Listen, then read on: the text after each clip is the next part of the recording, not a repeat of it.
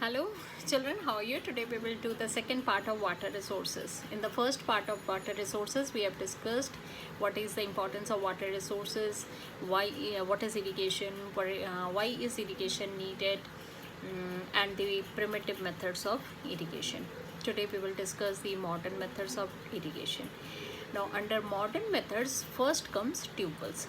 Tube wells are deep wells which are more than 15-meter deep, from which water is lifted using a pumping set or an electric motor or a diesel engine. Some geographical conditions are required for the installation of tube wells. First of all, tube wells can irrigate about 2 hectares of land against ordinary wells that can irrigate only about 0.2 hectares of land per day. Thus, there should be sufficient groundwater available. Secondly, the water level should be nearly 15 meter.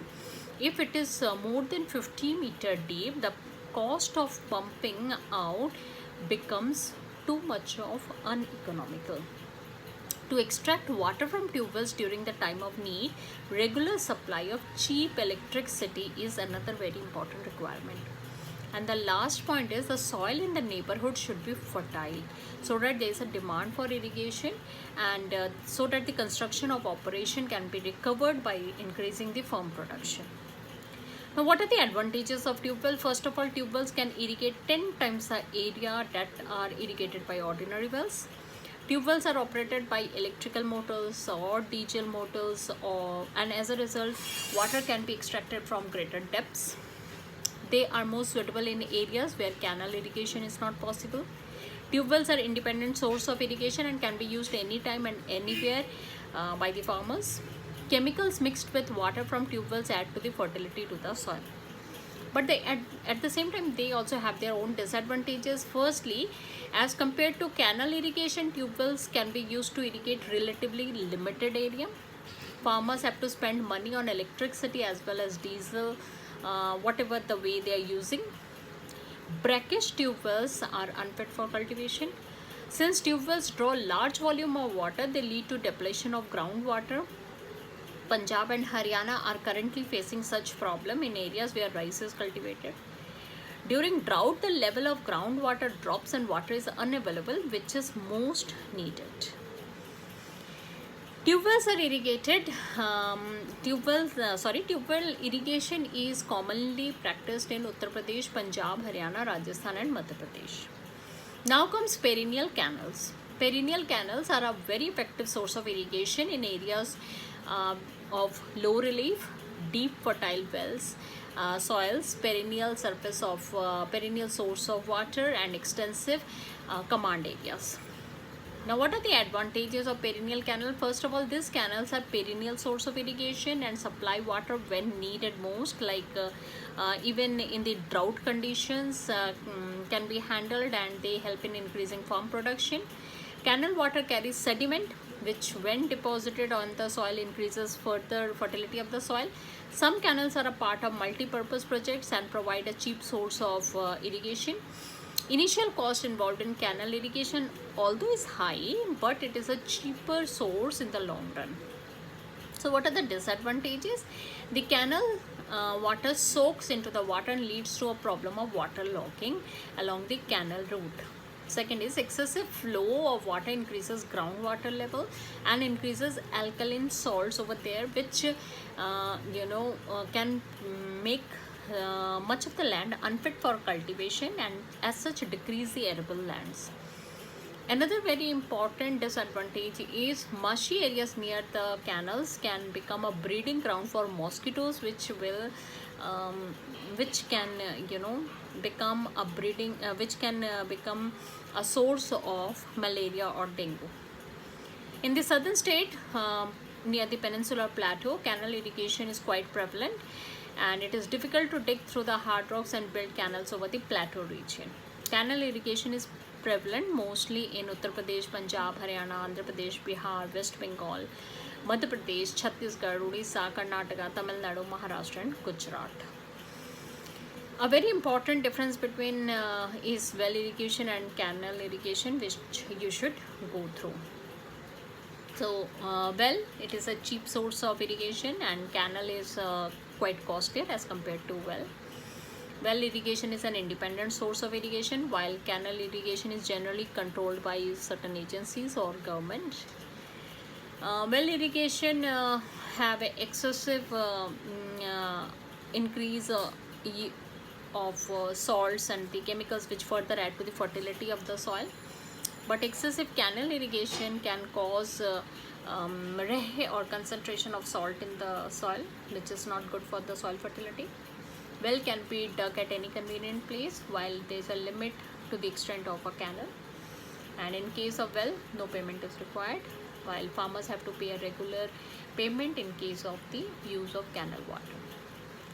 Now comes sprinkler irrigation. The sprinkler irrigation irrigates the field drop by drop, and this is widely used in especially sandy soil, as it checks the wastage of water through seepage and evaporation.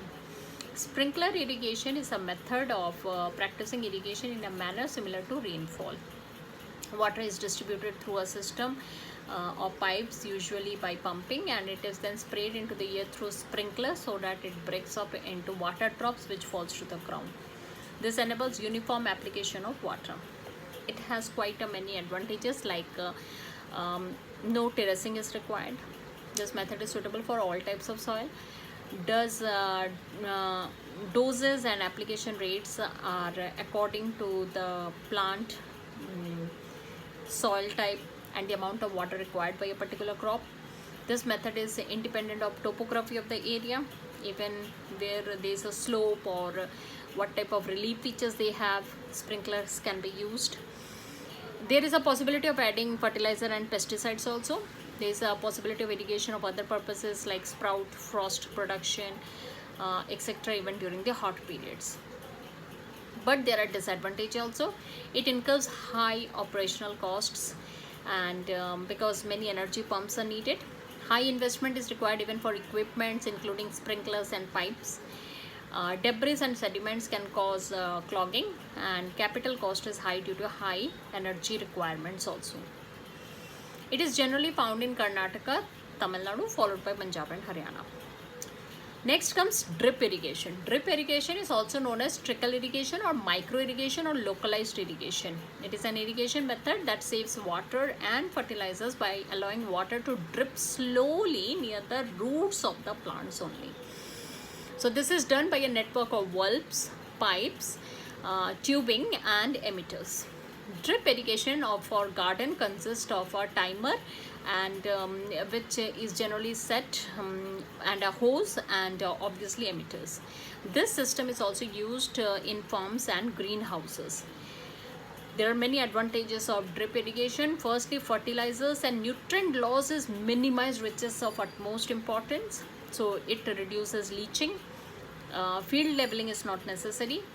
Moisture widens the root zone, can be maintained, and soil erosion is minimized.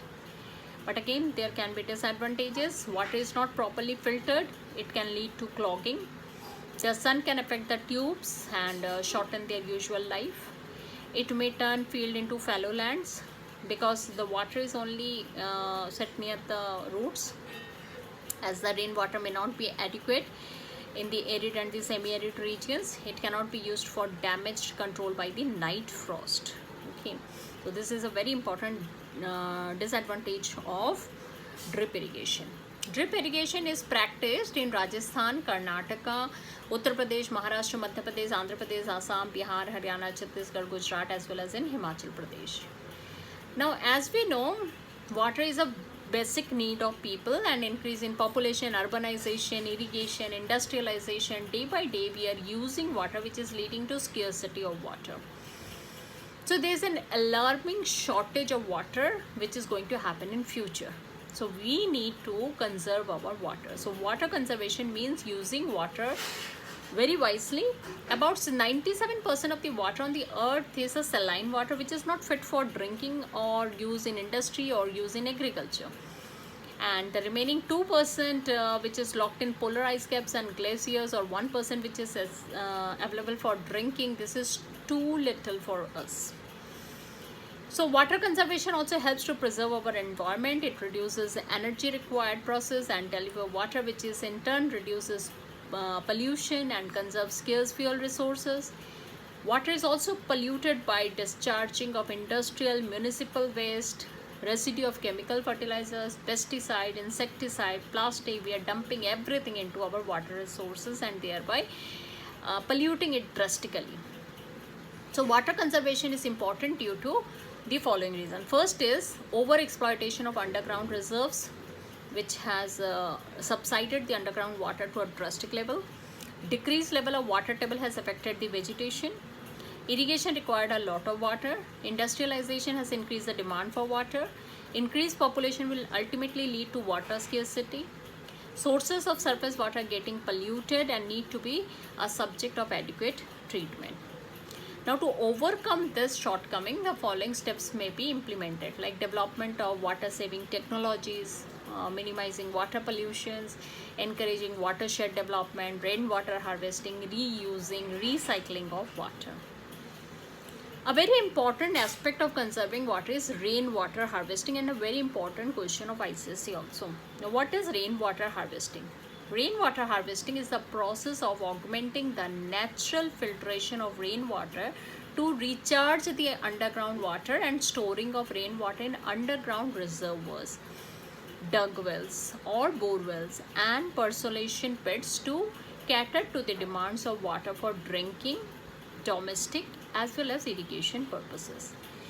Now, these are some reasons to harvest rainwater. Firstly, to arrest groundwater decline and augment groundwater table, to generate water quality, to conserve surface water runoff, to reduce soil erosion, to inculcate a culture of water conservation, to avoid flooding of roads, to reduce groundwater pollution. For all this reason, we need to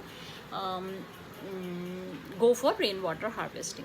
What can be the advantages of rainwater harvesting? Rainwater collection system are based on simple technology, so it can be easily made into operation as its cost is also very less. The rainwater collected can be put into many non-drinking functions and can reduce our bills. Rainwater is suitable for irrigation, watering our gardens, and because it has very fine natural chemicals which can again be helpful. And rainwater also reduces the demand for exploitation of groundwater. Rainwater harvesting can reduce floods and as well as soil erosion. What can be the disadvantages? The unpredicted rainfall can limit the supply of rainwater that can be harvested. The initial cost of installing rainwater harvesting are little high, but in the long run it becomes very low. Regular maintenance of the system is required as they get prone to rodents, algae and insects. Certain roof types may enable sipping of the chemical or animal droppings. Storage is very limited. Now, what is watershed management? Watershed management is the study of the features of watershed which aims at the distribution of sources or implementation of plans and programs and enhancing watershed functions and affect plants, animals and humans within a watershed area. It manages water supply, its quality, drainage, prevents runoff and recharges groundwater. It is a means of increasing agricultural productions, its rain-fed and semi-arid regions. It creates high agricultural productivity and conserves the natural resources also. Watershed management refers to the efficient management and conservation of both the surface as well as the groundwater resources. It includes prevention of runoff of water and storage and recharge of groundwater by various methods like percolation pits, recharge wells, bore wells and dug wells. The central government has started a watershed project called there are different methods. It aims at enabling the rural people to conserve water for irrigation, drinking, fisheries and afforestation. Miru Miru, that is water and in Andhra Pradesh, and Arvari Pani Sarid in Alwar district of Rajasthan are two important water harvesting programs. Tamil Nadu is the first state in India which has made it mandatory for all the buildings to have rainwater harvesting structures. So what are the objectives of this? Firstly, to combat the adverse effect of drought on the crops and livestock, to control deforestation, combat desertification. If we can control the amount of underground water, obviously desertification can be controlled. To encourage the restoration of ecological balance which is getting disturbed day by day. To promote the economic development of the village communities which require the underground level of table water the most. And who are the beneficiaries? Local residents, obviously, in the watershed area.